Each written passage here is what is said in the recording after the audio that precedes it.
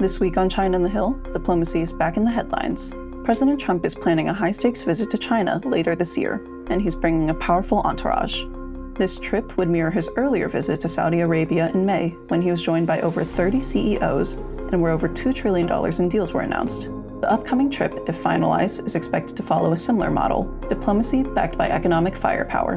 Behind the scenes, the State Department is already tapping business executives with experience in China for input, not just on policy, but on cultural details like tea service and meeting etiquette. The trip comes just days after a new US-China trade deal was signed, signaling a shift from escalating tariffs to what some are calling managed de-risking, a longer-term strategy to reduce US reliance on China without cutting ties outright. Still, not everyone in the administration is on the same page. Treasury Secretary Scott Bessent, who favors engagement and what he's dubbed a big, beautiful rebalancing, has reportedly clashed with Secretary of State Marco Rubio, a leading China hawk. As negotiations continue, the trip's success may not just depend on Beijing's follow-through, but also on whether the Trump administration can present a united front when they land in China. For more stories like this, listen to the full breakdown on the China on the Hill podcast, and subscribe to our newsletter for your weekly briefing on the top stories shaping US-China relations.